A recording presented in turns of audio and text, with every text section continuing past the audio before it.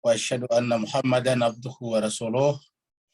Allahumma salli ala habibina wa syafiina wa maulana Muhammadin sallallahu alaihi wa alihi wasallam. Bapak Ibu yang saya berbahagia, kita bersyukur, kita bersua kembali dalam rangka meneruskan pelajaran hikmah kita. Kalau kita bicara hikmah, karena hikmah ini tidak biasa dalam ilmu pengetahuan modern, hikmah ini adalah gabungan antara filsafat dan tasawuf. Ya, kita bisa katakan bahwa hikmah itu adalah gabungan antara filsafat dan tasawuf. Di masyarakat kita, tasawuf itu sudah kita kenal, sangat akrab. Kemudian filsafat juga di masyarakat kita sudah sangat akrab. Maka hikmah ini adalah gabungan antara filsafat dan tasawuf. Filsafat berkaitan dengan pemikirannya, sedangkan tasawuf berkaitan dengan amalannya atau tindakannya. Nah, jemaah sekalian, kita akan teruskan pelajaran hikmah kita, masih berbicara tentang konsep perbedaan. Jadi bagaimana kita memahami perbedaan yang di antara benda-benda yang ada di sekitar kita. Jadi supaya gampang kita menggunakan kata-kata benda-benda di sekitar kita. Karena di sekitar kita banyak benda-benda. Kita sudah sering menyebutkan pohon-pohon, hewan-hewan. Bahkan manusia sendiri bermacam-macam warna kulitnya. Tetapi kita sudah berpendapat membahas di bab sebelumnya bahwa wujud itu tunggal. Dan semuanya itu adalah merupakan aksiden dari wujud saja. Wujud itulah yang bergradasi. Jadi kemudian ketika muncul perbedaan, maka perbedaan itu sebetulnya hanya merupakan gradasi daripada wujud. Dia tetap berada di dalam ketunggalan wujud. Jadi berbeda-beda tetapi tetap berada dalam ketunggalan wujud. Sehingga di dalam Al-Quran kita, terutama kalau kita ada acara tahlilan, sering kita membaca ilahukum ilahun wahid. Ilah kalian adalah ilah yang satu. Ilahukum ilahun wahid. Ilah. Atau kala ilaha illallah. Tidak ada ilah selain Allah. Artinya bahwa ada ilah-ilah yang lain. Tetapi ilah yang masuk akal adalah ilah yang satu itu. Artinya bahwa kenapa manusia mengilahkan yang lain? Karena mereka menganggap seakan-akan itu adalah sesuatu yang indah, yang bagus. Bahwa memang itu indah, iya. Bagus, iya. Tetapi bagus dan indahnya sesuatu itu adalah karena merupakan perbuatan daripada yang satu yang maha bagus itu. Nah, cuma yang satu yang maha bagus ini kan tidak dijangkau oleh panca indera kita. Sehingga yang kita saksikan adalah benda-benda di sekitar kita. Jadi benda-benda di sekitar kita ini memang benar berbeda, tetapi berada pada alas, berada pada platform, berada pada berada pada wilayah yang sama, yaitu wilayah wujud namanya.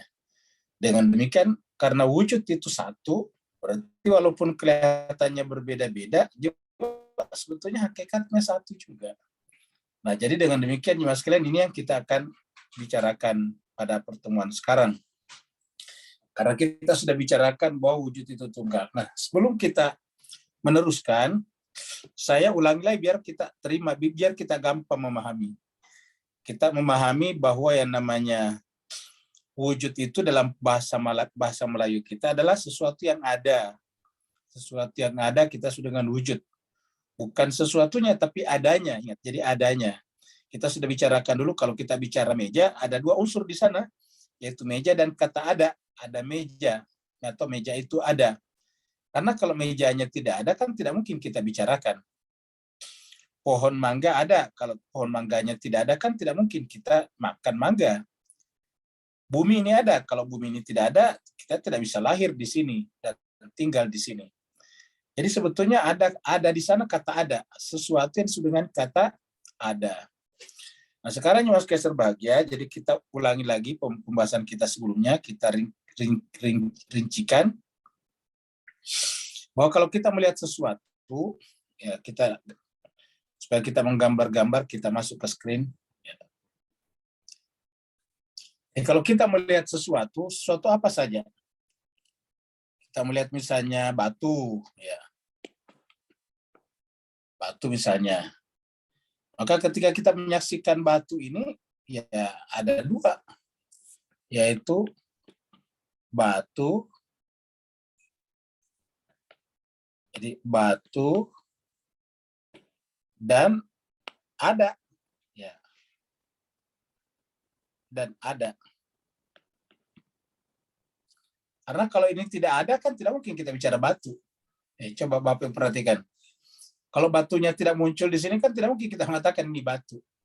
Jadi sebetulnya yang menyebabkan batu ini kita bicarakan karena dia ada. Jadi kalau kita bicarakan batu itu ada. Jadi kita akan bikin kalimat batu itu, ya, ada, ya.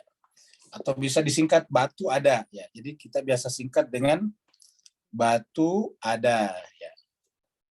Ini batunya kita bicarakan ada. Nah, kata ada ini adalah sama kita gunakan di mana saja. Cincin itu ada. Bumi itu ada. Matahari itu ada. Bulan itu ada. Awan itu ada. Hujan itu, pokoknya ada, semua sama di sini. Jadi kita gunakan kata apa saja, ya. Kita gunakan hujan.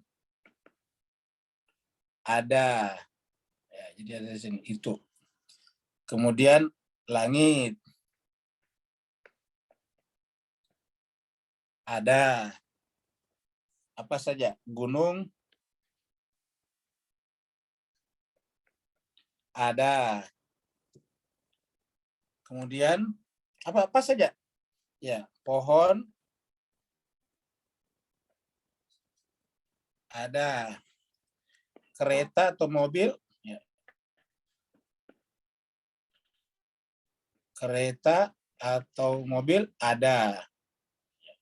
Pokoknya semuanya kita bisa bikin banyak di sini, ya. Dan seterusnya, ya. Ini adalah dan seterusnya, sebanyak item yang bisa yang tak bisa kita hitung semuanya. Sebanyak item yang mengisi alam kehidupan ini, semuanya di belakangnya kata ada di sini. Semuanya di belakangnya menggunakan kata ada, ya. Dan ada di belakangnya sini, ya. Ada di belakangnya sini sama semuanya, ya. Jadi kata ada semuanya di sini sama ini. Artinya kita tulis berkali-kali, tapi yang kita tulis satu saja. Sama artinya satu. Nah, jadi yang berbeda apa? Yang ini di depan berbeda. Kita ulangi lagi, ini tetap sama. Itu juga. Jadi ada yang kita pakai di sini, di depan hujan. Itu juga ada yang kita pakai di depan langit. Ada yang kita pakai di depan gunung. Itu juga ada yang kita pakai di depan pohon. Ada yang kita gunakan di depan kereta. Ada juga kita gunakan di depan yang lain. Pokoknya semua kata ada di sini sama. Pengulang tulisannya saja yang berulang-ulang. Tapi mafhum yang dipahami pikiran kita sama. Yang dipahami oleh pikiran kita di sini semuanya ada. Apa namanya yang ada di sini sama. Jadi cuma satu. Kalau sama kan berarti hakikatnya satu. Nah, yang berbeda-beda kelihatannya nih batu. Ya, jadi artinya Pak, batu, hujan, langit, gunung kan dia berada di platform. Dia berada di alas. Tahu alas Bapak sekalian. Alas itu kayak karpet, ya. Dia berada pada karpet. Karpetnya sama, tetapi yang duduk di atas karpet berbeda-beda. Ya, ini karpet ada, alas ada, lantai ada, wilayah ada sama, tetapi yang duduk di sana ada batu, ada hujan, ada langit. Yang kita lihat ini, karena ini kan tidak kelihatan nih. Jadi ini adalah sifat ada kan tidak kelihatan. Ini bukan kata benda. Ada ini bukan kata benda. Ya, jadi dia ada. Dia adalah kalau kita sebut kata sifat, ada, sifatnya ada.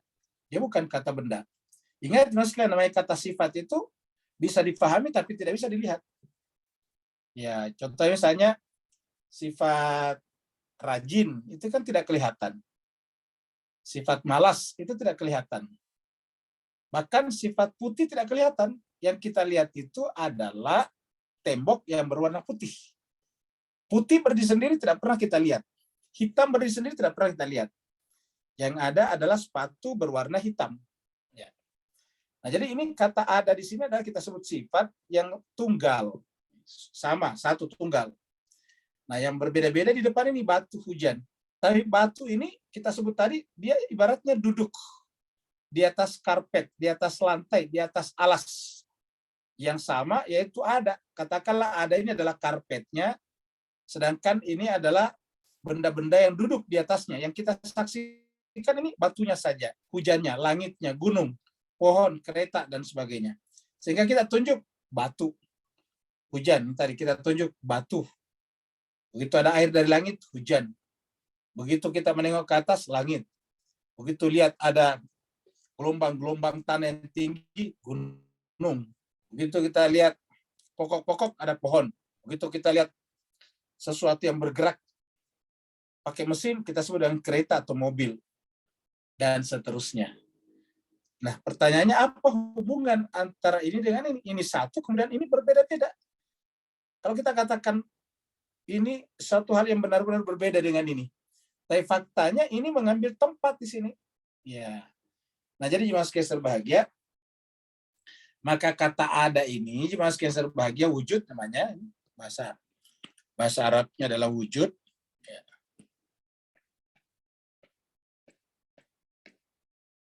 Existence, dan bahasa Inggrisnya.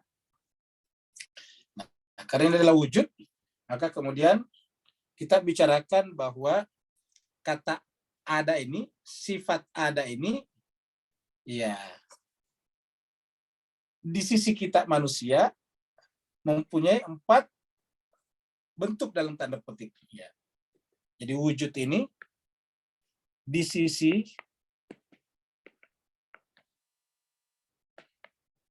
kita manusia, ya, ini mempunyai 4 bentuk di sisi kita manusia. Ya, di sisi manusia. Yang pertama adalah wujud luar. Wujud luar, di luar. Seperti Bapak Ibu lihat tadi gambar batu ini kan, ya. Atau kita lihat gambar pohon misalnya di luar. Ya. Kalau kita bikin gambar pohon di sini, ya. Ada pohon-pohon di sini, ini ada di luar. Ya. Pohonnya di luar. Nah, jadi namanya ada wujud di luar diri kita. Jadi wujud luar maksudnya wujud luar diri kita. Disebut dengan wujud khariji. Kharij dari kata kharaja, luar. Jadi wujud khariji. Ya. Wujud luar, wujud khariji.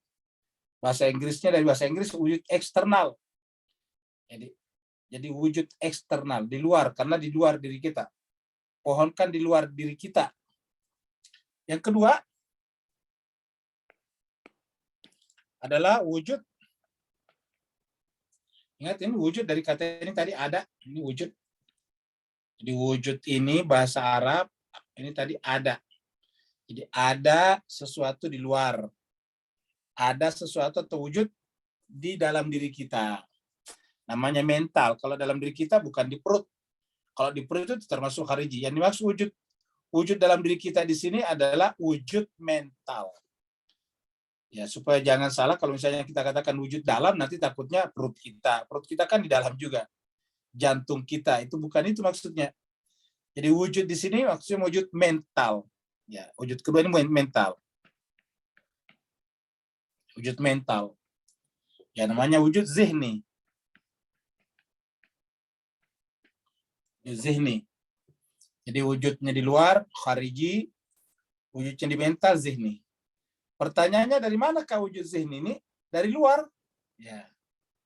Jadi ini tetap pohon ada di luar, batu tetap di luar, tetapi batu bisa pindah ke dalam diri kita. Nah, jadi ulangi, batu bisa pindah ke dalam diri kita. Sehingga kita bisa mengatakan, itu batu, ini batu. Kita katakan, ini batu. Kenapa? Karena dia sudah punya wujud di dalam mental kita. Dari mana ini? Dari luar. Dalam Al-Quran dikatakan kalian tadinya tidak punya pengetahuan apa-apa pada saat keluar dari perut ibu kalian.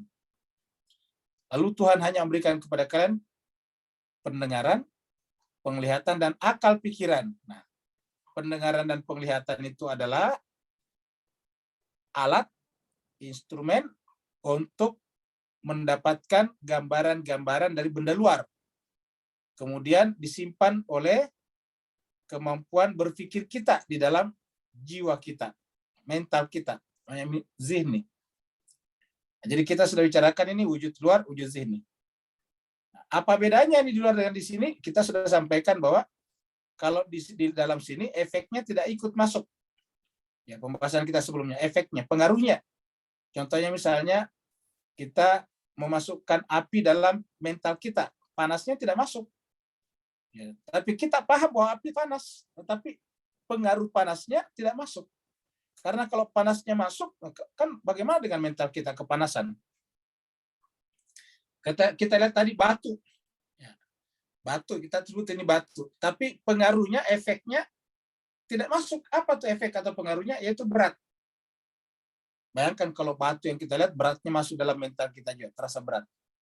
Ya, jadi wujud mental kita berasal dari wujud luar. Tetapi waktu dimasukkan di mental kita, pengaruhnya, efeknya tidak ikut masuk. Misalnya kita lihat beling, beling itu kan tajam ya. Tajamnya tidak ikut masuk.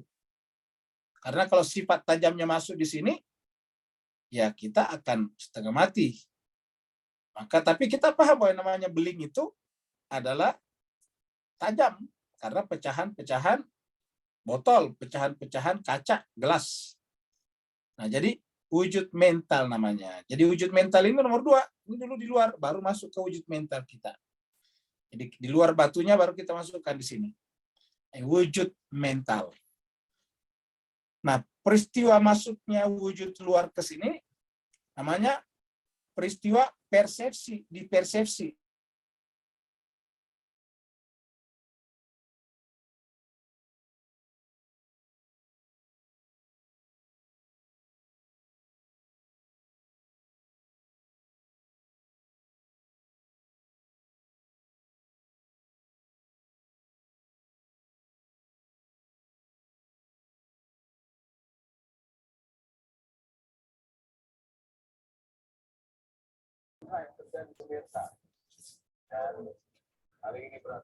Nggak ada suaranya? Oh, hilang.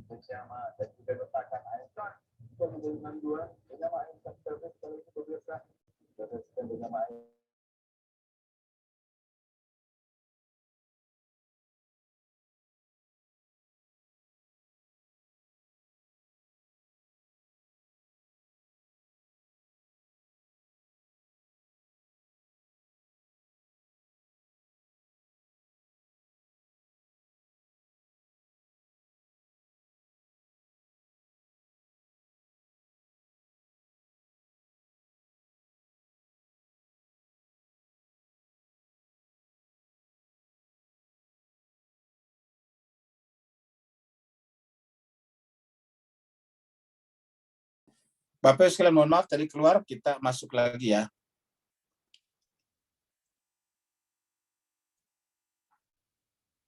Nah, jadi tadi kita sampaikan bahwa wujud mental ini dari luar juga masuk ke sini. Jadi di luar dulu baru masuk dalam diri kita. Peristiwa masuknya wujud luar ke dalam mental kita namanya persepsi. Ya. Kalau bahasa Arabnya tasawur. Ya. Kalau bahasa Inggrisnya perceive. Ataukah menerima ini masuk ke dalam diri kita. Ya. Jadi pada saat ini masuk ke dalam diri kita, ada yang tidak ikut di sini, yaitu apa yang tadi pengaruhnya seperti batu beratnya, api panasnya, pisau tajamnya tidak ikut masuk di sini. Tetapi mental kita memahami bahwa yang namanya batu itu berat, yang namanya api itu panas, yang namanya beling atau pisau itu tajam. Iya. Yang namanya air itu adalah basah. Seperti itu. Jadi mental paham namanya. Nah, dengan demikian kita sudah temukan dua hal. Nanti di sini ada namanya fahaman. Ini yang disebut nanti dengan apa tadi istilahnya dulu sebelumnya ini? Ini adalah pengantar untuk mengetahui yang di dalam. Ya. Jadi untuk memahami yang di dalam ada petunjuknya di luar. Ya. Nanti kita lihat. Nah, sekarang kita tulis dulu yang ketiga. Yang ketiga, nanti tadi ini di luar namanya misdak, ya. Wujud. Wujud ucapan. Lisan namanya ucapan. Artinya kita mengucapkan bahwa ini namanya batu, kan batu. Jadi kita tulis batu, B-A-T-U, begitu. Kalau orang Inggris menyebutnya stone, kamu gitu. Orang Arab menyebutnya hajar. Jadi namanya ucapan. Yang keempat namanya wujud tulisan. Tulisan. Namanya katbi dari kata-kata bayak tubuh. Ini wujud tulisan. Tulisan saya kurang bagus ya, jadi diperbaiki dulu biar bisa kebaca. Jadi wujud tulisan. Ya, wujud katbi. Katbi dari bahasa Arab kataba yaktubu. Ya, kataba yaktubu katban, kitab. Jadi tulisan. Jadi tadi kita sebut tadi itu dengan batu, hajar, stone, baru kita tulis. Tulisannya kalau bahasa Inggrisnya tadi adalah stone. Ya. Kalau bahasa Arab hajarun. Ya. Hajarun. Hajarun. Kalau apa tadi bahasa Melayu batu. Ya. Itu. Tulisannya berbeda nih. Stone, stone, hajar, batu. Nah ini dia. Tulisannya. Ucapannya aja beda, stone, hajar, dan batu. Ini beda juga. Nah, jadi ini namanya lisan, kita menyebutnya stone, ditulis stone, S-T-O-N-E, hajar, hajar, hajim, ra, batu, B-A-T-U. Nah, itu namanya tulisan. Lisannya namanya batu. Nah, jadi Mas Kaiser bagian ini kita tidak bicarakan. Ini kita tidak bicarakan di sini. Ini hanya dibicarakan di dalam ilmu logika, mantik. Kenapa kita tidak bicarakan ini? Karena kita anggap ini tidak seragam, ini berbeda-beda. Ini berbeda-beda tergantung daripada persepakatan suatu masyarakat. Persepakatannya orang Inggris menyebut ini dengan stone misalnya. Persepakatannya orang Arab menyebut dengan hajar. Persepakatannya orang Melayu menyebut batu. Persepakatan saja, kebiasaan. Nah, jadi ini kita tidak bicarakan. Kita hanya bicarakan dua unsur ini saja. Wujud luar dan wujud mental. Jadi wujud luar dan wujud mental. Nah, jadi Mas Kaiser bahagia. Jadi kita bicara wujud luar dan mental saja. Nah, kita mulai lagi tadi dengan batu tadi. Ya, jadi kita mulai tadi dengan batu. Ya, kita tulis batu di sini. Ya, batu bisa berbeda-beda macam ya bentuknya. Batu. Nah, cuma sekalian ini anggaplah ini karena gambar ya. Anggaplah ini adalah ini gambar ini termasuk tulisan ya. Ini anggaplah ini batu beneran ya. Kita anggaplah di luar sana kita melihat batu beneran. Dianggaplah ini batu di luar sana, di depan rumah Bapak Ibu sekalian, atau di pinggir jalan, atau di gunung. Nah, kemudian kita berdiri di sini. Ya. Kita berdiri di sini sebagai pengamat. Ya. Kita berdiri di sini sebagai pengamat. Ya, sebagai pengamat. Pengamati ini. Gitu. Kita mengamati ini. Ya. Jadi ketika kita melihat ini, lalu kemudian tersimpan di sini mental kita. Jadi tersimpan di mental kita. Tiba-tiba dia ada di sini. Ya, kita anggaplah begini. Jadi tadinya di luar, terus tersimpan di sini. Ya. Ketika di luar kita sebut dengan wujud khariji. Ini wujud khariji, wujud luar ini.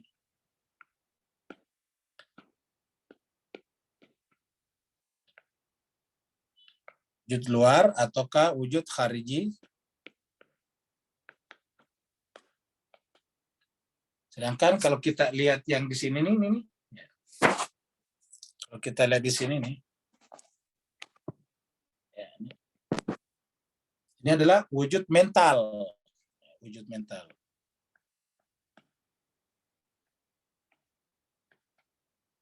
Ya, namanya zihni. Mental bahasanya zihni. Ya.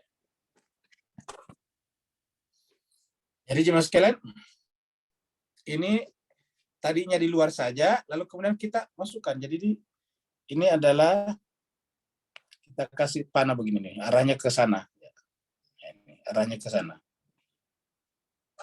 Ya. Nah, jadi ini arah panahnya ke sana. Ya. Nah, jadi ketika kita melihat ini ditarik masuk di sini. Ya. Maka batu benerannya tidak ikut masuk. Ya. Batu beneran, kenapa batu beneran? Ya berat. Ya, tidak ikut masuk. Nah, ketika ini masuk di dalam pikiran kita, namanya konsep. Ya, kita sudah mafhum. Jadi ketika masuk dalam pikiran kita, ini adalah konsep, berbentuk konsep. Ya. Ini adalah konsep namanya. Ya. Maka mafhum. Ya. Mafhum. Nah, pada yang di luar ini, ya, yang di luar ini kita sebut dengan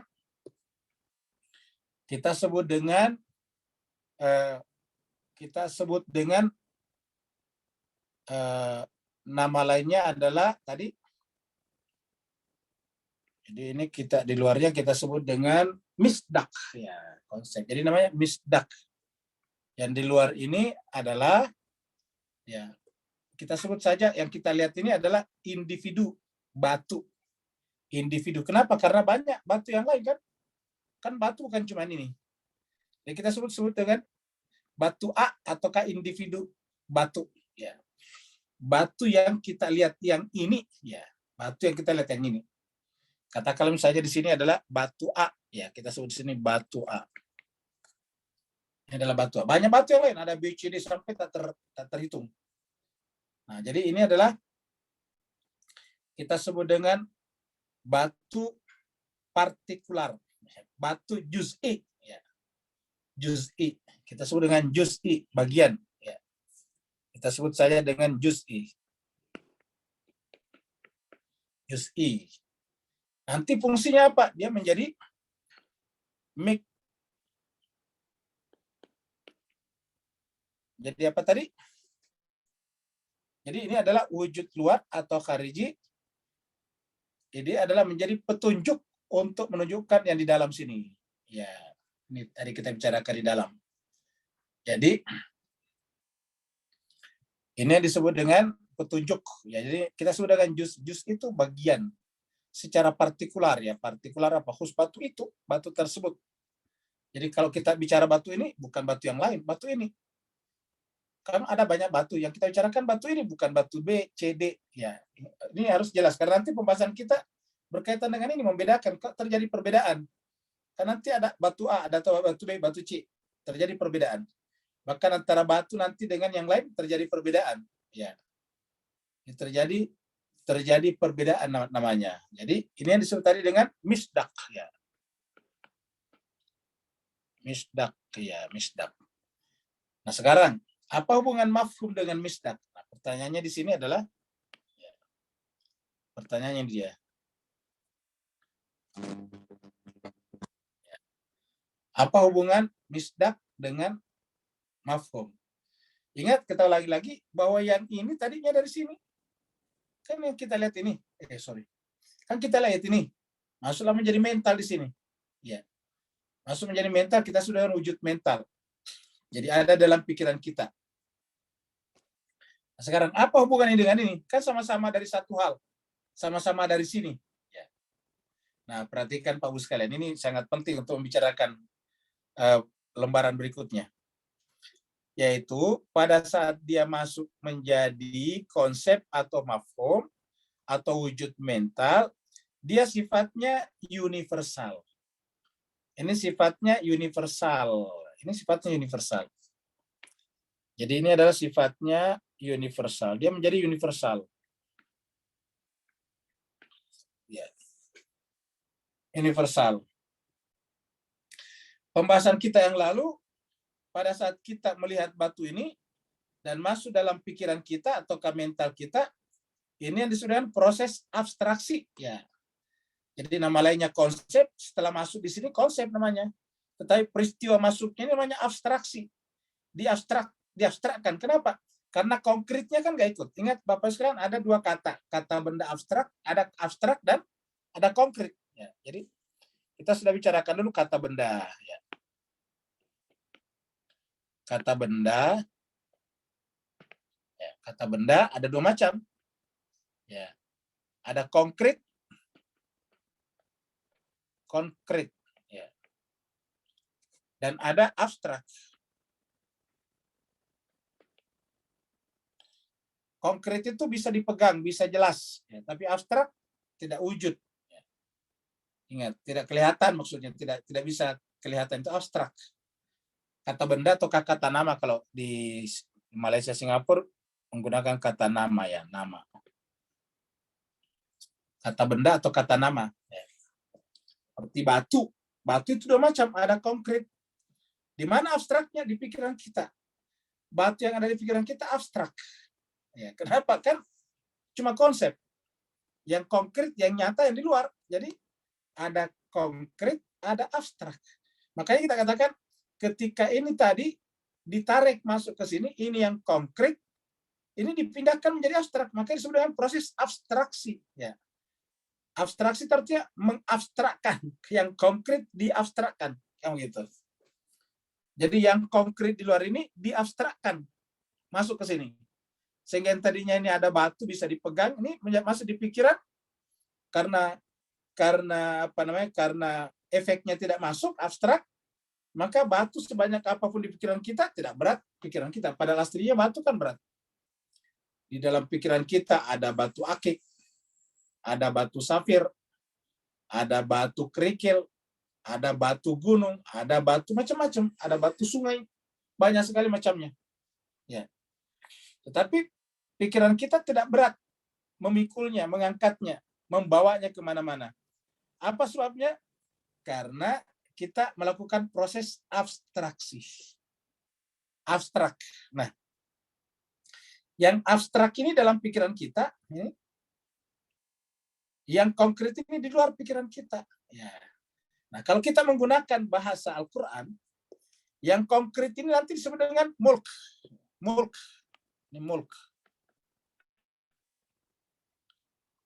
Ya, mulk. Yang abstraknya disebut dengan malakut. Malakut. Ya. Jadi ada yang konkret, mulki, ada yang abstrak, malakuti. Ya. Jadi malakuti. Bapak Ibu Jemaat sekalian berbahagia, konkret dan abstrak ini dibicarakan dalam Al-Quran. Ya, dalam Al-Quran dikatakan tabarakalladzi biyadihil mulk. Tabarakalladzi biyadihil mulk. Kemudian di surat Yasin fasubhanalladzi biyadihi malakut kulli syai'. Maka Nabi Ibrahim melihat malakut segala sesuatu, itu Nabi Ibrahim. Sehingga dia menjadi nabi, ya. Jadi satu mulk, satu malakuti. Jadi ini bahasa Al-Qur'annya, ya. Atau bisa juga menggunakan bahasa lain dalam Al-Qur'an. Contohnya misalnya Al-Qur'an menggunakan kata-kata syahada. Yang konkret ini syahada. Yang ini disebut dengan ghaib, ya. Alimul ghaibi wasyahada. Jadi disebut syahada di sana itu adalah benar-benar bisa dilihat di luar, bisa di. Assalamualaikum Ustaz. Waalaikumsalam warahmatullahi wabarakatuh. Boleh saya mencela sekejap? Boleh, silakan. Ustaz, kalau Ustaz tulis Roman Ais, boleh sertakan tulisan Arab ni sekali. Jadi kita iya. Jadi senang nak faham. Sekalian belajar bahasa Arab Pak Buya. Ya. Jadi kita tahu itu lebihan vocabulary Ustaz. Oke. Terima kasih Ustaz. Baik. Jadi jemaah sekalian berbahagia, mulki tadi sini, mulki ini ya, kita tuliskan mulki ya, ini mulki, nah, mulk ya. Sorry. Ini adalah mulk ya. Ini adalah mulk ya. Ini adalah mulk ya. Lam, mim, lam, ka ya. Mulk. Ya. Ini mulki ya, seperti contohnya di sini nih. Kita ambil ayatnya di sini. Kita lihat di sini nih. Ini surat 67. Nah, ini dia, mulk. Al-mulk, mulk. Ya. Kalau dihilangkan alif lamnya tadi seperti tulisan saya tadi. Sorry. Nah, seperti ini mulk. Ini mim lam ka. Ya. Mim lam ka. Mana tadi? Mana tadi nih? Ini. Jadi ini adalah karena ada alif lam ma'rifah jadi al-mulk. Ini mulk. Ya. Ini adalah mulk. Ya, jadi mulk. Nah, jadi jemaah sekalian berbahagia, ini adalah mulk. Ya. Atau kasih alif lam ini tambahan alif lam ma'rifah namanya. Al-mulk. Ya. Jadi tabarakalladzi biyadihi al-mulk. Di tangannya lah al-mulk. Ya. Wa huwa ala kulli syai'in qadir. Sedangkan malakut, ya malakut kita lihat. Surat Yasin surat 36. Ya.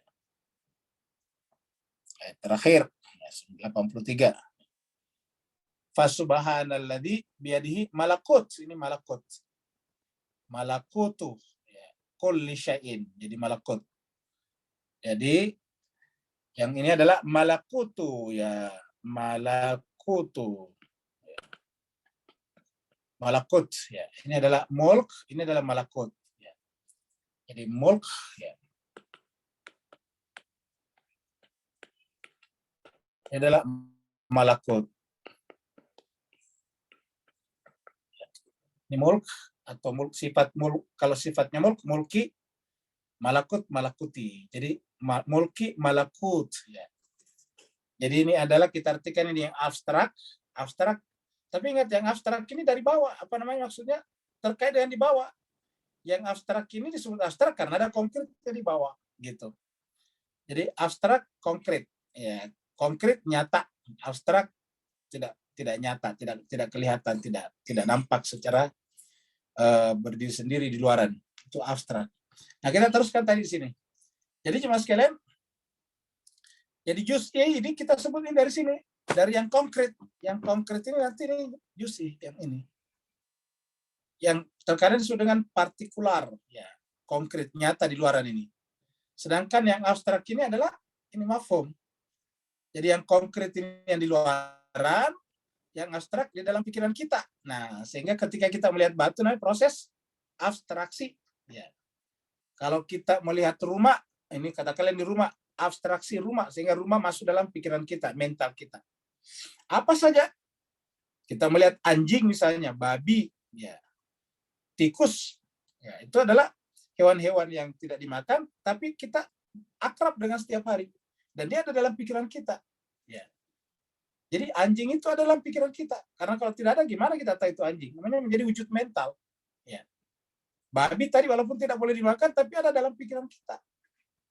Karena dia menjadi wujud mental namanya. Ya, apa namanya tadi? Tikus kan tidak boleh dimakan, tapi ada dalam pikiran kita. Ya, jadi walaupun itu apa namanya? Walaupun itu apa? Tidak boleh dimakan, tapi ada dalam pikiran kita. Ya.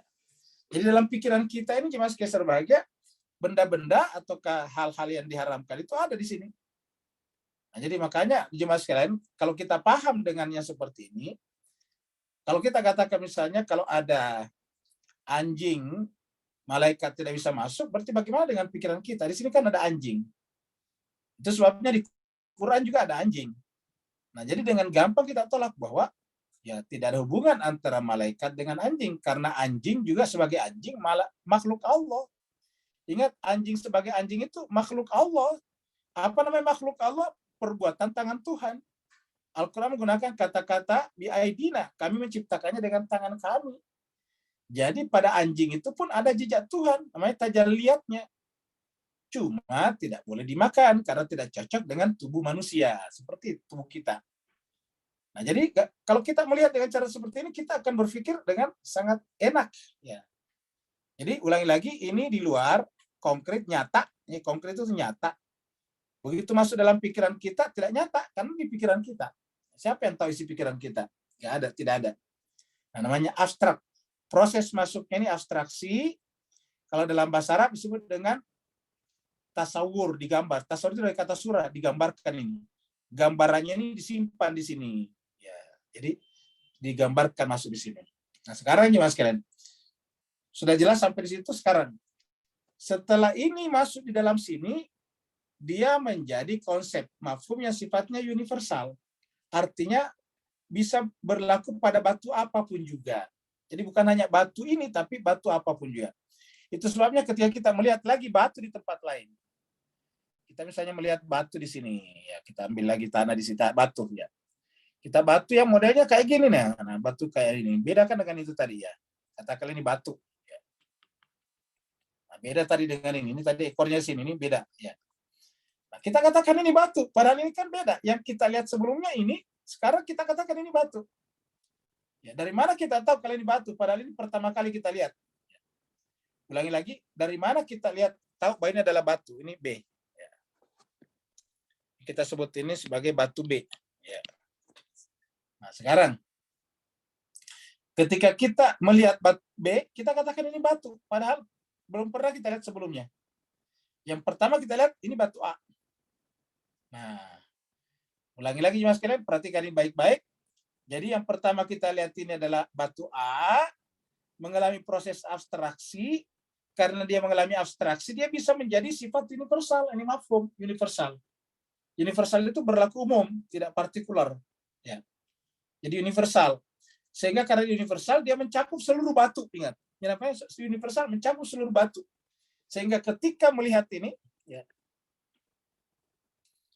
ketika melihat ini, kita melihat ini,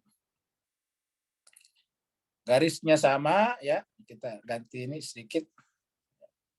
Sekarang kita melihat ini, katakan mata kita di sini, kita melihat sini. Ya. Kita melihat sini. Nah, jemaah sekalian, ini arahnya berbeda panahnya nih. Kalau tadi ini panahnya ke sana, sekarang panahnya ke sini nih, panahnya ke sini nih. Panahnya sekarang ke sini, ya. Ya. Ya. Jadi panahnya ke sini. Ya, supaya jelas panah begini. Ya. Ya, ini tadi panahnya ke atas sana, ya. Dari panahnya ke sana, sekarang panahnya ke sini, ya. Jadi ketika kita tadi melihat A, batu A, kita katakan ini batu.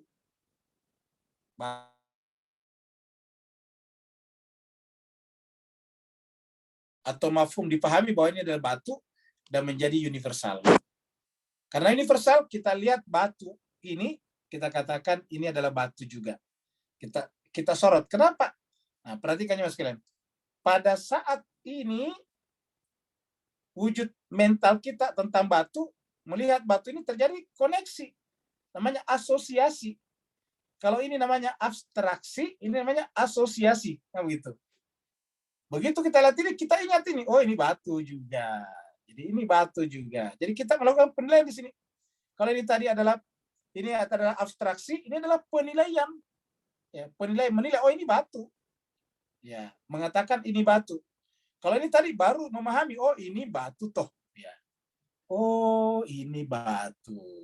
Begitu, kurang lebih begitu lah Pak sekalian. Begitu kita lihat lagi, oh itu batu itu. Ya, jadi oh batu toh. Oh itu batu tuh. Nah gitu. Padahal batu A ini katakanlah kita lihat di Jakarta, batu B kita lihat di Singapura, beda tempatnya. Bentuknya juga berbeda. Ya. Satu ya mungkin warnanya agak berbeda, ini bisa hitam, ini bisa agak putih. Tapi kita mengatakan oh itu batu. Nah, kenapa kira-kira? Karena sudah ada fahaman, sudah ada mafhum dalam pikiran kita. Nah, ketika kita melihat ketika menjadi universal dalam pikiran kita, lalu kemudian melihat B, batu B, atau melihat lagi ke batu A, maka B ini mengantarkan kita mengatakan itu batu. Makanya dia petunjuk untuk mengatakan ini batu yang berlaku umum, namanya misdak. Misdak itu dari kata sadak. Sidak itu benar, membenarkan. Oh itu batu, gitu. Sidak. Kenapa dia membenarkan? Karena pernah melihat batu sebelumnya. Karena pernah melihat batu sebelumnya, dia membenarkan misdak. Ini batu nih. Ya. Nah, jadi Bapak Ibu jemaat sekalian berbahagia, kalau kita sudah paham di sini, nah kita akan melanjutkan lagi pembahasan kita berikutnya. Karena berbicara tentang kenapa mesti terjadi perbedaan batu A dan batu B. Ya. Kan buktinya kan berbeda. Ini ada A-nya, ada B-nya. Tempatnya beda. Satu di Jakarta, satu di Singapura. Ya, beda. Bentuknya juga beda. Jadi kan artinya sama-sama batu tapi berbeda. Ya. Ini kita sebut dengan batu A, ini kita sebut dengan batu B. Ada lagi batu C, ada lagi batu D. Berbeda. Nah, kenapa mesti terjadi perbedaan? Nah, inilah yang kita akan bicarakan Pak Jemaat sekalian berbahagia dalam pembahasan sebelumnya. Ya. Jadi saya kira mudah-mudahan bisa dipahami sampai di sini ya. Ya, jadi ini adalah karena ini penting sekali. Ya, penting sekali. Beragama kalau kita tidak selesai di sini, ini banyak sekali macam-macam yang muncul nantinya. Ya.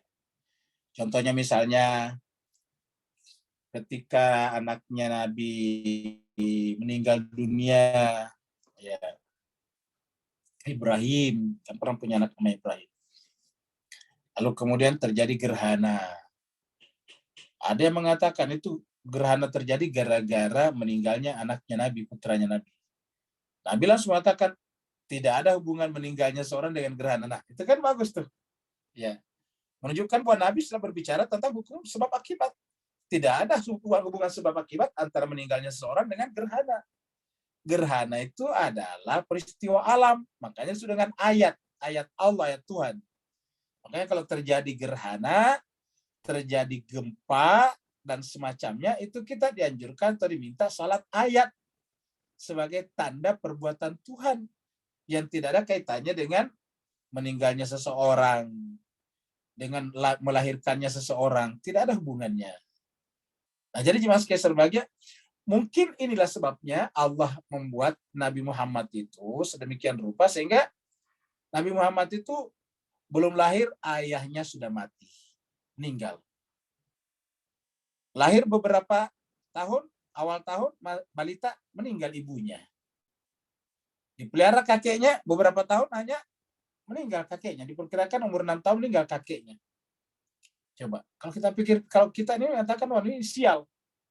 Karena kita sering menghubung-hubungkan dengan kejadian seperti itu. Padahal tidak ada hubungan antara nasib anak itu dengan meninggalnya orang di sekitarnya. Nah, ini membicara tentang hukum sebab akibat.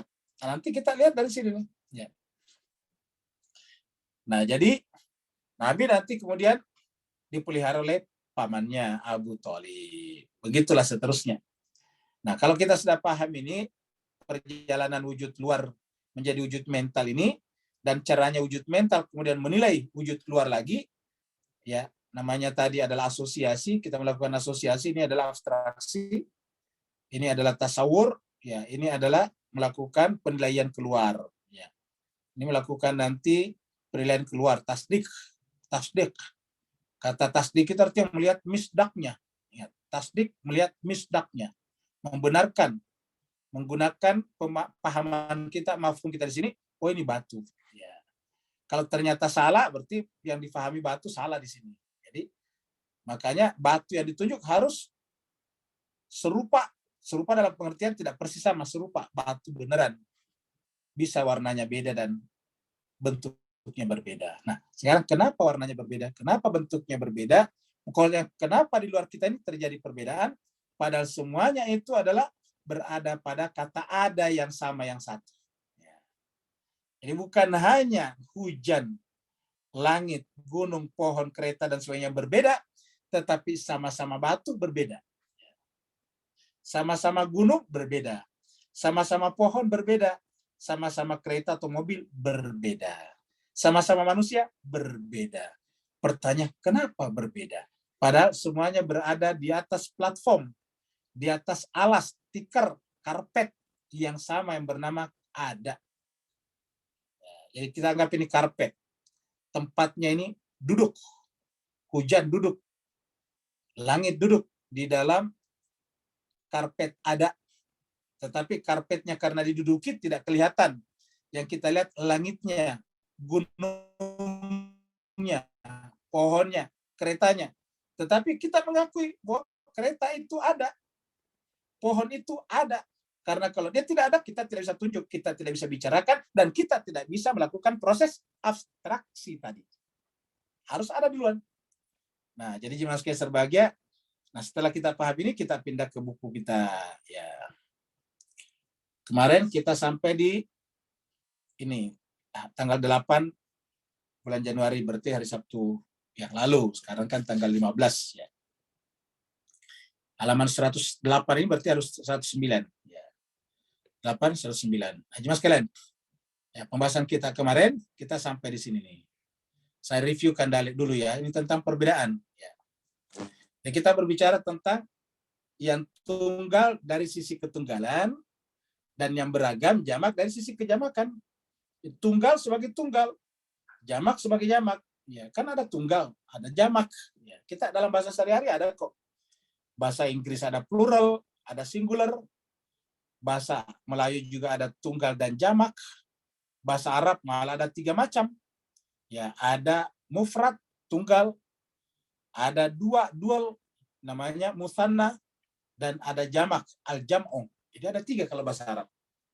Jadi ada mufrad, ada mufrad itu tunggal, ada musanna itu 2 bentuk dual, dan yang ketiga ada jamak, al-jam'u, jamak. Ya, jadi 3 macam kalau bahasa Arab. Nah, jadi jemaah sekalian berbahagia. Nah, jadi kalau bicara tentang jamak, kejamaan, bicara tentang kembang, kan berarti konsepnya kembang itu kan universal, banyak. Ingat kalau universal tadi, ingat tadi pembahasan kita di sini. Ya. Kalau bicara universal pasti menyangkut yang banyak isinya. Batu apa saja masuk, batu apa saja masuk. Jadi pasti jamak di sini. Ya. Tapi kalau kita bicara tentang misdak itu tunggal. Ya. Jadi kita bicara di sini jamak di sini. Ya. Ya. Al-jam'u. Kita bicara di sini apa? Yaitu tunggal. Ya. Tunggal. Jamak, al-jam'u. Ya. Jam'u, ya, jam'u. Tunggal mufrad. Ya. Ini mufrad. Ini mufrad. Jam'u al-jam'u, mufrad al-mufrad. Ya. Mufrad ini tunggal, al-jam'u jamak. Bahkan ada lagi musanna, tapi kita tidak bicarakan musanna karena kita hanya bicara 2 saja, tunggal dan jamak. Ya. Musanna hanya ilmu bahasa saja, lugha namanya. Kita tidak bicarakan dalam ilmu hikmah. Ilmu hikmah atau filsafat hanya 2, tunggal, jamak. Ya. Nah, jadi jemaah sekalian berbahagia, kita sudah lihat ini, tunggal, jamak. Nah, kita sudah sampai di pembahasan sebelumnya di sini. Jadi kita sudah lihat. Ya, ini kita mulai dari sini sedikit reviewnya ya. Jadi mengapa konsep yang tunggal dari aspek ketunggalan itu sendiri? Jadi tunggal tidak mustahil diabstraksi dari individu-individu yang sepenuhnya beragam dari aspek keberagaman. Ya, beragam sebagai beragam. Jadi yang tunggal kita konsepsi sebagai tunggal, yang beragam sebagai beragam nantinya. Dan nanti ada yang bisa diterapkan pada yang jamak, yang jamak ada yang hanya bisa diterapkan pada yang tunggal, gitu. Nah sekarang kita lihat, karena dia bertanya di sini, ya, mengapa? Ini kan mengapa pertanyaan nih. Ya. Ini adalah mengapa adalah pertanyaan. Ya. Pertanyaan inilah yang coba dijawab di sini dengan 4 hujah dalil. Ya. Mengapa konsep yang tunggal dari aspek ketunggalan, jadi tunggal sebagai tunggal, ya. Mustahil diabstraksi dari individu yang sepenuhnya beragam. Ya, jadi yang beragam, tunggal kita ambil dari tunggal. Beragam nanti beragam. Nah, sekarang ada beberapa dalilnya. Kemarin kita sudah lihat ini. Saya ambil pendek-pendek saya biar nyambung, biar bersambung kita punya pemahaman. Jadi argumen pertama, ini dalil pertama, argumen pertama. Ataukah hujah pertama, ya, ataukah alasan pertama. Dalil ini berhubungan dengan wujud mental. Nah, itu tadi kita sudah bicarakan. Ya. Jadi dalil ini berhubungan dengan wujud mental. Tadi kita sudah bicarakan tadi wujud mental. Yang akan dibuktikan nanti pada bab yang akan datang. Yang ada bab setelahnya. Tetapi untuk sementara diterima sebagai suatu kebenaran. Jadi kita terima bahwa ada namanya wujud mental. Dan memang ada. Buktinya ada, pikiran kita semuanya ada. Adanya wujud mental ini sebetulnya tidak perlu dibuktikan. Kenapa? Karena ya kita merasakannya. Kita semuanya bisa berbicara tentang sesuatu yang tidak ada di depan kita. Kita bisa bicara batu tadi walaupun batunya tidak ada di depan kita. Ditegaskan bahwa konsep ini mafhum tadi. Mafhum. Dan individu luar. Jadi maksudnya individu luar di sini yang di luaran.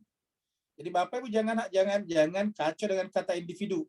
Kita sebutkan saja bahwa tegaskan bahwa konsep yaitu mafhum yang kita pahami di dalam pikiran kita, konsep wujud zihni, dan yang ada di luar wujud khariji, ya. Wujud luar nanti itu menjadi misdak, ya. Jadi misdak itu ingat dari kata-kata sidq, ya. Jadi ditegaskan bahwa konsep dan misdak atau mafhum dan misdak adalah satu dan sama secara esensial dan kuiditas. Jadi artinya Pak Bu sekalian, kita kembali dulu ke sini. Ini adalah misdak, ini adalah konsep. Ini kan tadi khariji, ini misdak. Ya. Ini adalah konsep mafhum. Jadi sebetulnya antara ini dengan di pikiran kita sama sebetulnya. Kenapa? Yang kita pahami kan ini. Ulangi lagi. Walaupun kita lihat sepertinya ada dua. Ini kan ada wujud luar, wujud khariji. Ini ada wujud mental. Tapi sebetulnya yang kita bicarakan sama, itu juga. Ya. Jadi sebetulnya wujud luar yang disebut dengan khariji, yang nanti menjadi misdak, dan wujud mental kita, wujud zihni kita, yang nanti disebut dengan mafhum atau konsep, itu sebetulnya sama. Ya. Karena kalau sama, bagaimana kita katakan ini batu? Ya. Jadi yang kita pikirkan di sini sama dengan yang ada di luaran. Kalau misalnya yang kita pikirkan tentang ini tidak sama, berarti pada saat terjadi abstraksi ada yang salah. Ini yang disebut dengan miskonsepsi.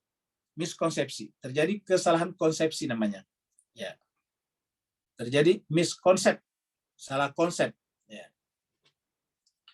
Nah, jadi harus diperbaiki kembali. Jadi harus disesuaikan lagi kembali.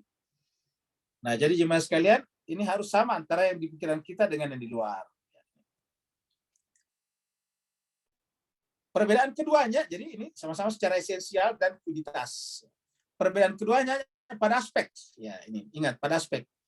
Konsep terletak di alam pikiran, mental, sementara benda di luar, kita sebut benda luar saja, ini individu luar. Karena kita di Indonesia, terutama kalau individu cenderung diartikan orang ya. Ya kalau di bahasa Indonesia, nggak tahu di Singapura, kalau di bahasa Indonesia, kalau individu itu seakan-akan orang. Individu itu orang. Padahal yang dimaksud di sini individu adalah sesuatu yang kita sebut batu A tadi itu, ya itu batu A, namanya individu A. Jadi kita ulangi lagi. Konsep perbedaannya hanyalah pada aspek. Satu, konsep terletak di alam mental. Konsep atau mafhum tadi ini. Di alam mental. Pikiran. Sedangkan yang disebut dengan batu luar tadi itu, khariji, terletak di alam luar, alam eksternal. Tetapi esensi dan kualitasnya sama. Esensi dan kualitasnya sama.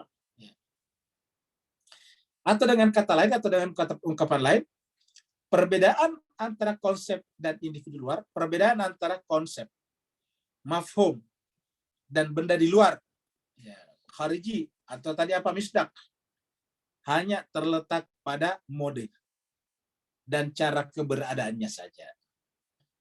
Bukan dalam esensi dan kualitasnya. Ingat, bukan pada esensi dan kualitasnya. Batu yang kita bicarakan esensinya sama dengan yang kita pikirkan. Kualitasnya juga sama. Ingat Bapak sekalian yang belum tahu kualitas, kita sudah sampaikan sebelumnya. Ini tadi di sini. Ini namanya kualitas, karena ini namanya wujud. Wujud kualitas.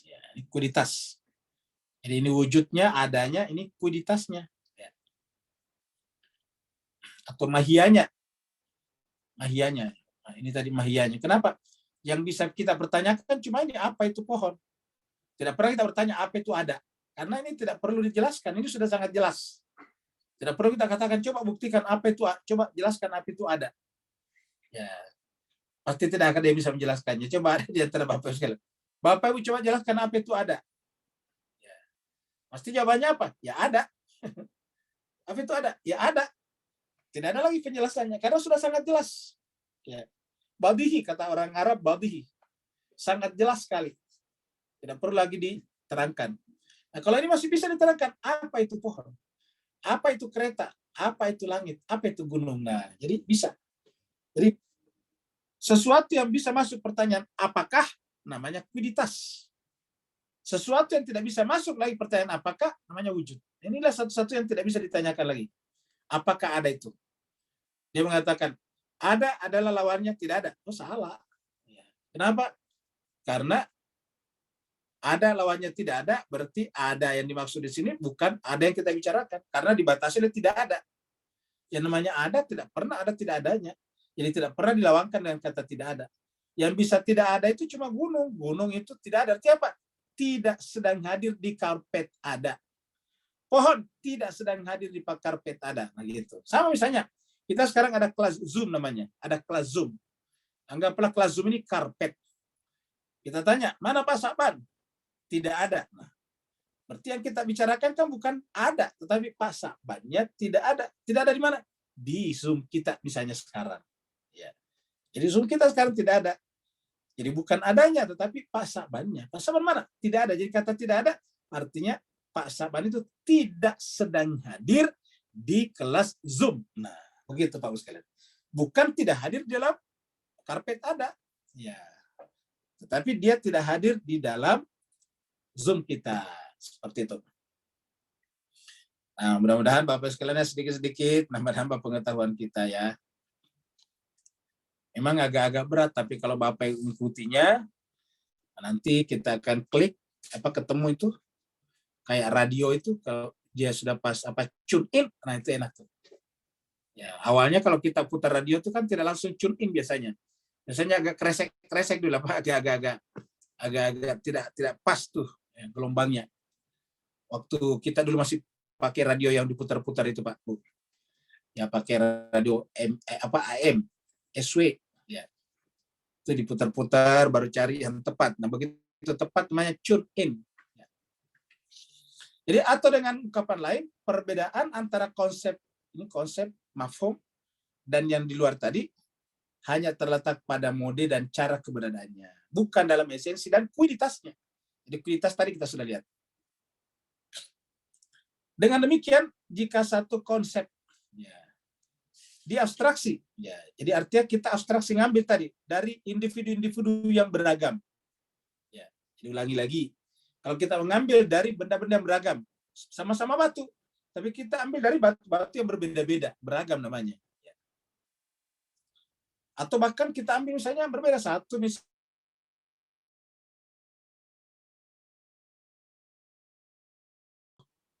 sama-sama bisa dipakai menulis. Cuma kalau kapur hasilnya putih, kalau arang hasilnya hitam. Oh, itu. Ya. Dengan demikian, jika satu konsep diabstraksi, ingat tadi diabstraksi. Ya, ulangi lagi ya, ini abstraksi tadi. Mana tadi? Nah ini abstraksi tadi nih. Proses abstraksi. Ya. Ini abstraksi.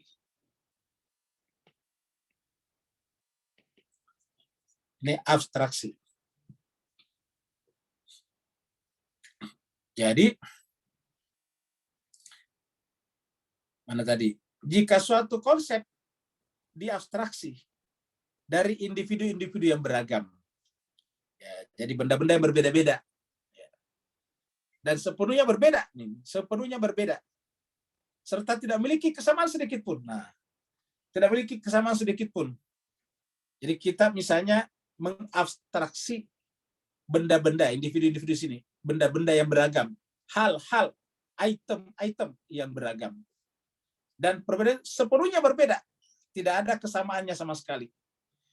Tidak memiliki kesamaan sedikit pun. maka akan berkonsekuensi padanya. Maka hasilnya adalah, ataukah konsekuensinya, akibatnya adalah ketunggalan sebagaimana ketunggalan adalah satu dan sama dengan kejamakan. Sebagaimana kejamakan. Dan ini tidak mungkin. Coba. Ketunggalan sebagai ketunggalan sama dengan jamak sebagai jamak. Artinya tidak ada perbedaannya sebetulnya. Kapan? Apabila tadi kita menganggap bahwa benda-benda yang tadi kita abstraksi itu tidak memiliki kesamaan sedikit pun, maka akan berkonsekuensi pada tunggal sebagai tunggal sama dengan jamak sebagai jamak. Dengan ungkapan lain atau dengan kata lain, satu zat pada saat yang sama adalah satu zat dan juga adalah zat-zat yang sepenuhnya berbeda. Dan ini kontradiksi, kita sudah sampaikan sebelumnya. Kita katakan berbeda tapi sama. Ya, kenapa dikatakan berbeda? Tidak ada samanya. Karena tidak ada samanya kan berarti pure berbeda, mutlak berbeda. Tapi kita katakan sama, berarti kan kontradiksi. Ya. Menyebabkan berkumpulnya dua perkara yang berkontradiksi, dan ini mustahil. Kita sudah bicarakan sebelumnya. Kita ulangi, itu mustahil. Jadi dalil kedua, ini dalil pertama. Dalil kedua. Satu konsep dapat diabstraksi dari satu individu luar. Ingat tadi individu luar, yang di luar tadi batu.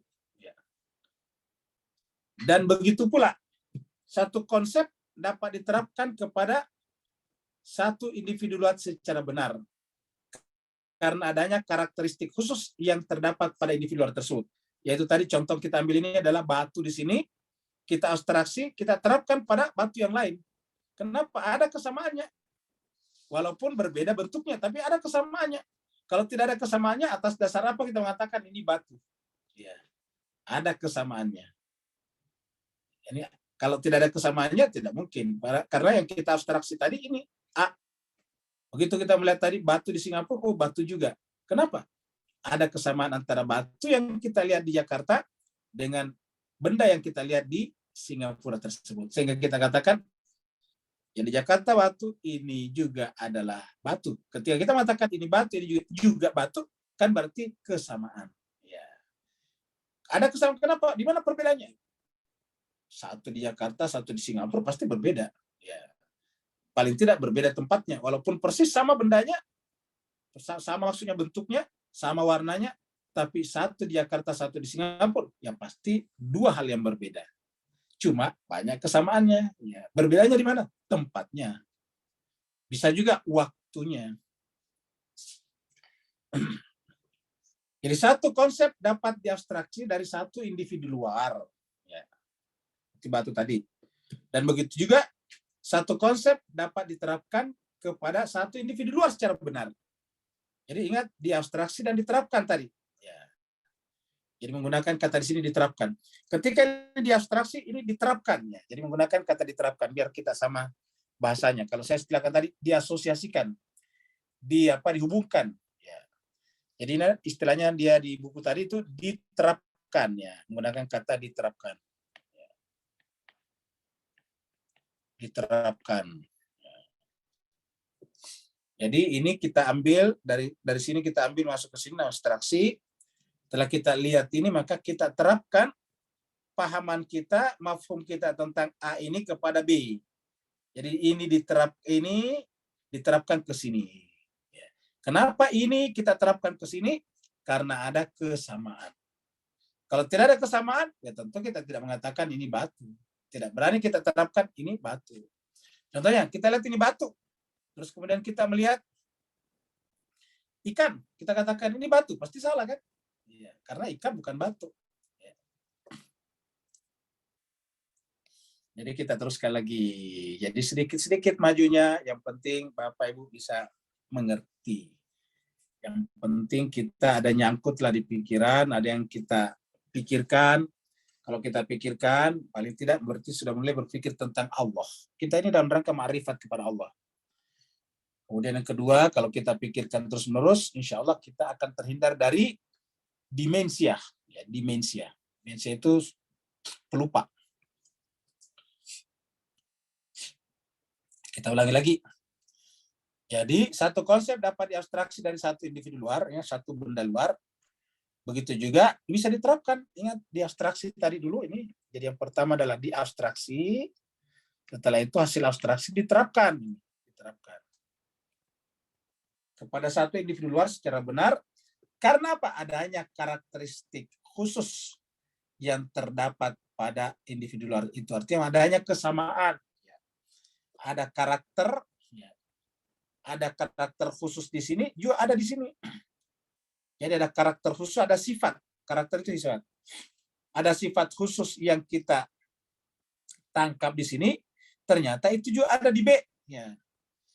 Karena kita melihat karakter A juga ada pada B, dan A kita sebut batu, maka beranilah kita mengatakan bahwa B juga adalah batu. Gitu.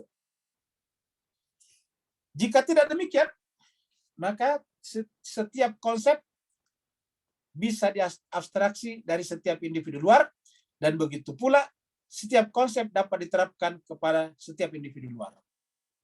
Dan ini tidak masuk akal, ini ingat. Hal ini tidak logis. Ya, kita pakai warna merah. Tidak logisnya. Pakai warna merah.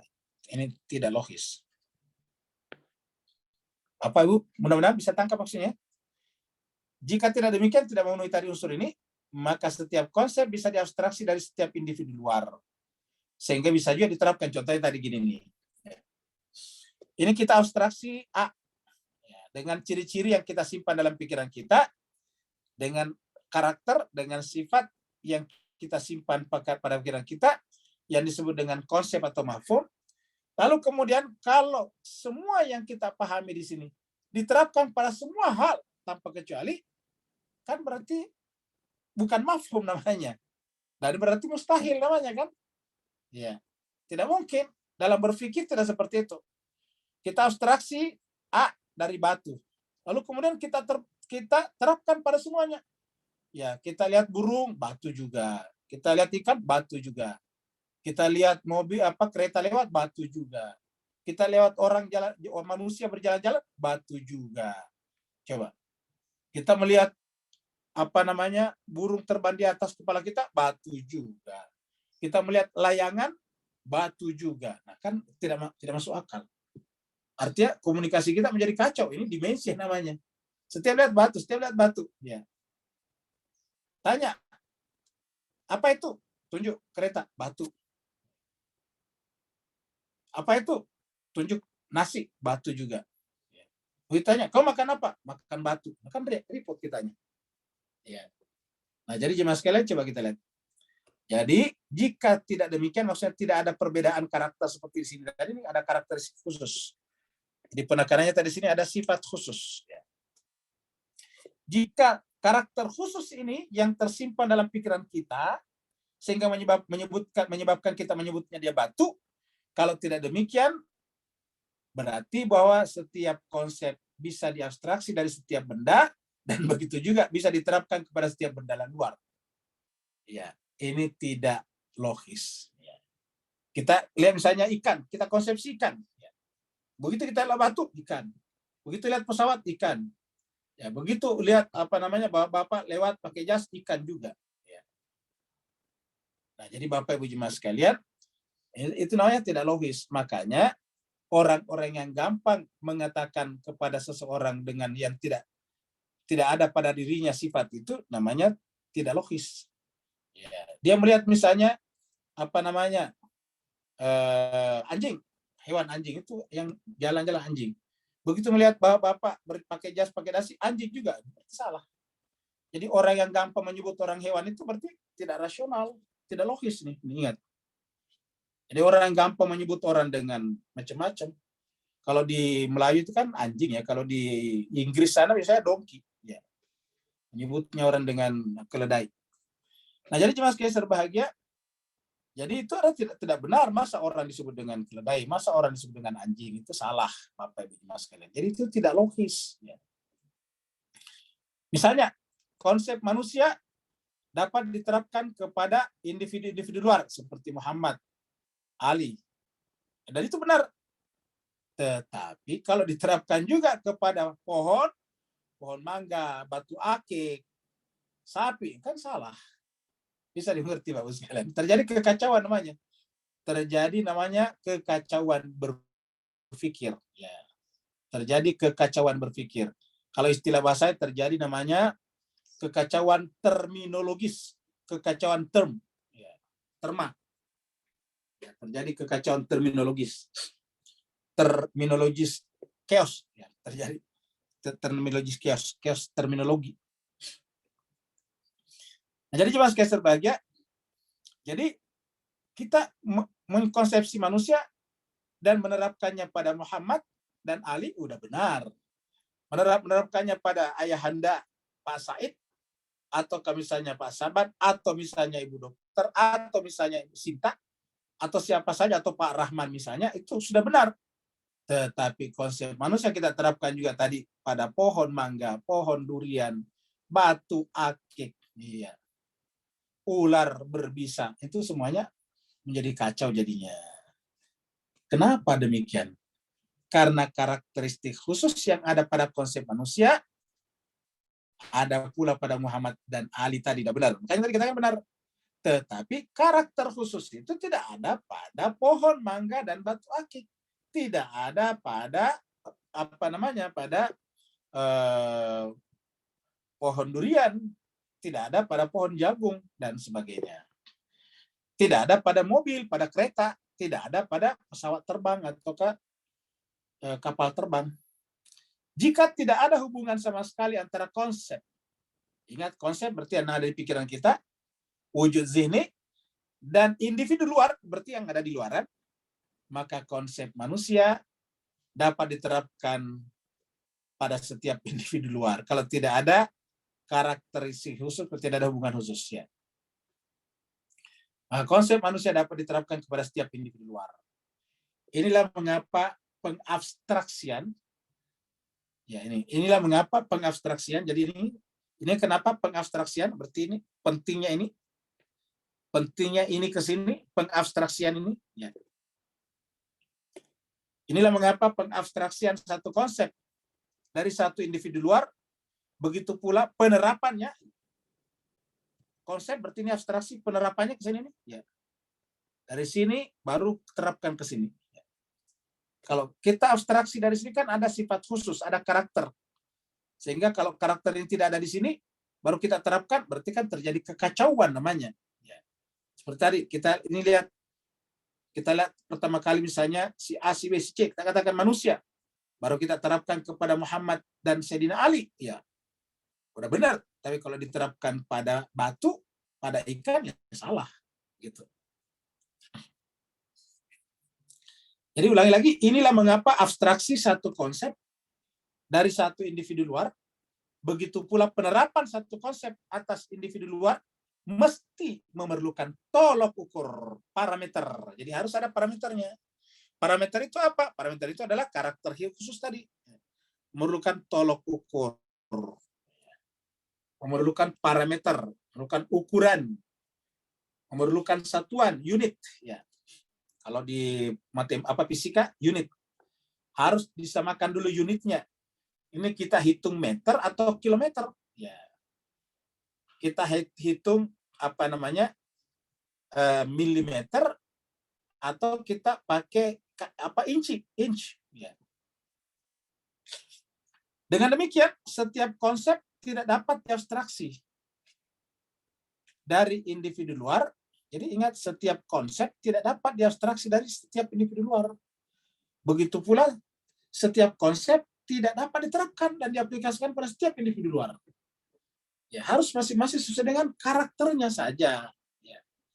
Berdasarkan hal tersebut, satu konsep mustahil dapat diabstraksi dari individu-individu luar yang sepenuhnya berbeda dan tidak memiliki kesamaan sedikit pun juga. Ingat, kata kuncinya harus memiliki kesamaan. Kalau berbeda sama sekali, tidak mungkin.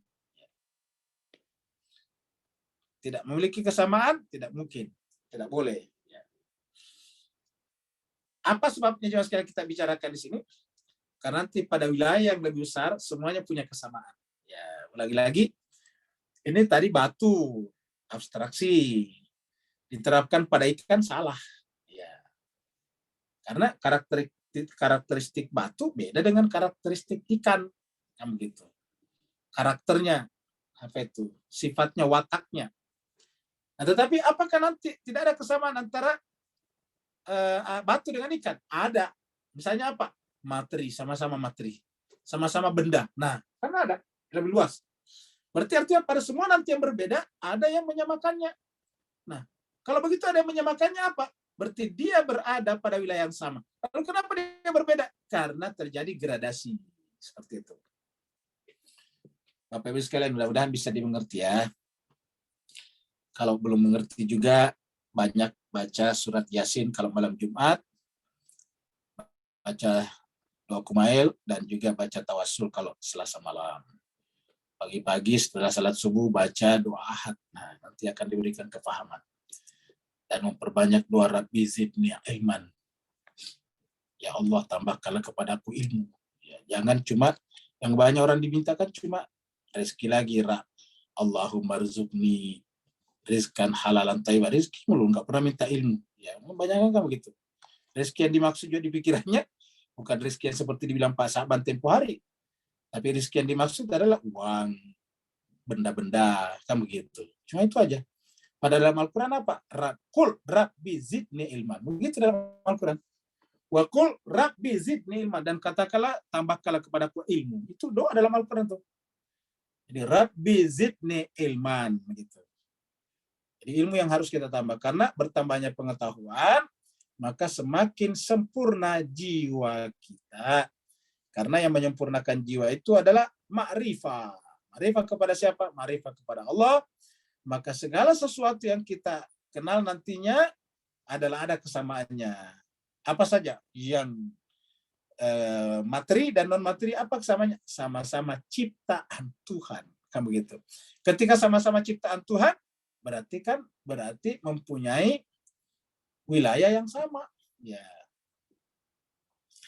Jika kita mengasumsikan konsep A diabstraksi dari individu luar, saya kapur. Maksudnya ini kita anggap benda luar, ini individu luar supaya tidak kacau, kita anggap benda luar, yaitu kafur. Ya. Dan benda luar, yaitu arang. Jadi kita di sini ada kapur, ya. Ini ada kapur, dan ada arang. Ya, mudah-mudahan ikhwan kita dari Singapura dan Malaysia ngerti juga arangnya, arang. Arang itu Pak, yang hitam kalau dia Pak. Kalau habis bakar kayu itu jadi hitam, itu arang. Ya. Nah, jadi ada kapur ini pakai nulis dulu. Dulu waktu masih tahun 60-an, 50-an, orang sekolah itu sepatunya harus dikapur biar putih. Kapur. Jadi kapur dulu bukan hanya untuk menulis di papan tulis, tetapi juga dipakai untuk mengecat rumah. Dulu cat rumah yang populer cuma satu, kapur. Warna putih. Jadi kita ulangi, jadi jika tidak mengasumsikan konsep A diabstraksi dari individu luar seperti kapur dan individu luar atau benda luar di luar diri kita, arang, dan dapat diterapkan dan diaplikasikan kepada kedua individu luar tersebut, maka di sini kita dapat menggambarkan beberapa keadaan. Jadi ulangi lagi, kalau ya kita konsep A kita abstraksi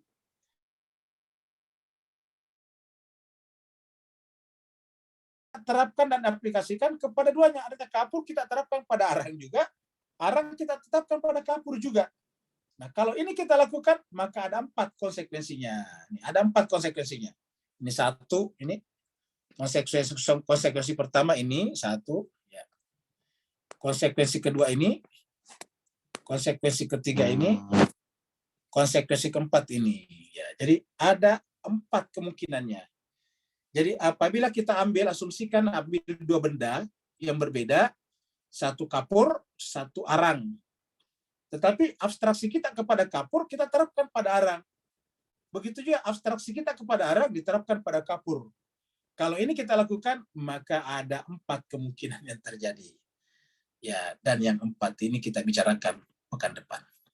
Karena sekarang sudah hampir selesai waktunya, Yang mau bertanya, cukup satu pertanyaan saja. Silakan. Assalamualaikum Ustaz. Waalaikumsalam warahmatullahi wabarakatuh. Silakan Pak. Alhamdulillah, barakallahu fiik, azim. Afwan semua. Ustaz, beri pencerahan dan pembetulan dalam gerak gradasi di manakah mind, body, soul kita dalam konteks Isra' Mi'raj ni. Atau kita sekadar selama ni membaca sisi ilmu yang mahia.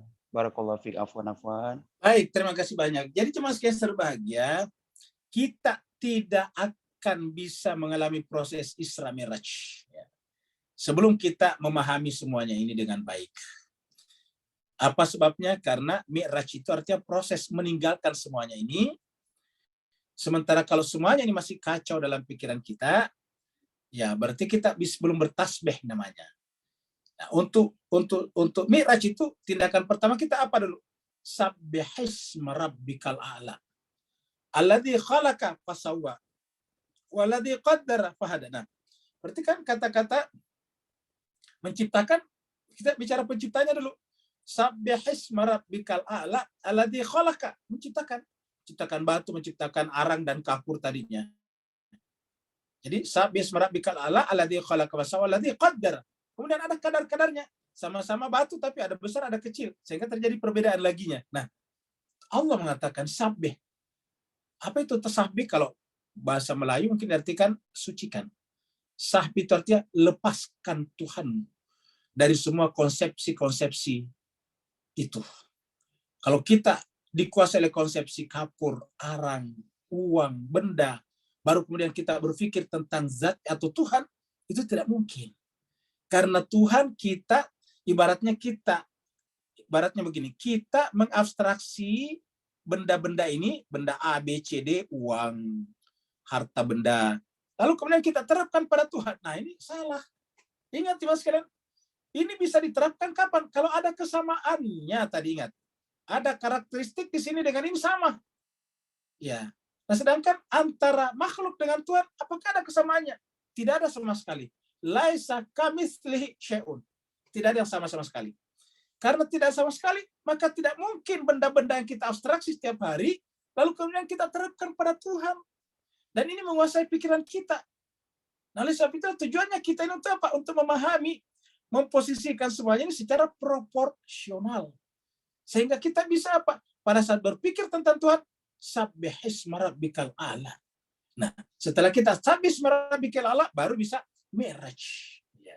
Baru kita bisa bergerak ke atas. Karena kita terlepas dari ini semuanya. Baru kita bisa. Itulah sebabnya Al-Quran menjelaskan semuanya dengan indah. Kini kita belajar hikmah hanya belajar tentang ilmu pendukung. Seperti mana kalau kita ingin belajar ilmu kedokteran itu banyak buku-bukunya dalam bahasa Inggris, ya apa boleh buat, harus kita belajar bahasa Inggris dulu. Kenapa? Ya karena buku-buku kedokteran ditulis dalam bahasa Inggris. Ya. Begitu juga misalnya kalau kita mau belajar misalnya tentang pelayaran, ya kita harus bicara tentang sifat-sifat laut. Kenapa? Karena yang namanya pelayaran kan di lautan. Nah, seperti itulah Pak Bu sekalian. Maka kita belajar hikmah karena kita anggap membantu kita di dalam memahami Al-Quran. Nah, Al-Quran apa kata Tuhan? Dia adalah syifa, menyembuhkan. Apa yang disembuhkan? Mimma fis sudur. Miskonsepsi yang ada dalam diri kita. Di mana konsepsi-konsepsi ini atau abstraksi-abstraksi ini menjadi konsep, lalu kita terapkan kepada Tuhan. Ini jelas salah. Ya. Dan ini sering sekali kita terjadi seperti itu. Ya. Misalnya berpikir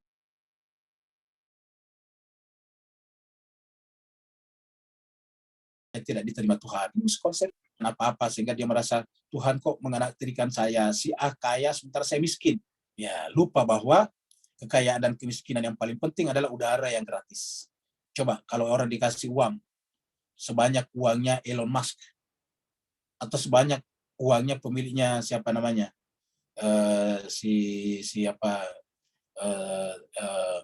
Alibaba siapa namanya itu? Nah, kalau kita kasih uang seperti itu, tapi tidak dikasih udara, mau nggak kira-kira Pak Bus kalian? Tidak ada yang mau dikasih uang banyak, tetapi tidak dikasih udara. Nah, udara ini dari mana kalau bukan dari Tuhan? Kenapa kita menuduh Tuhan pelit hanya gara-gara tidak kasih duit. Nah, ini contoh-contoh yang paling ini dalam kehidupan kita sehari-hari. Ya. Bahkan banyak sekali wilayah kita, maksudnya kewajiban kita serahkan kepada Tuhan. Misalnya berobat, kita tidak mau berobat, kita langsung baca doa saja supaya sembuh. Ini jelas salah konsepsi namanya.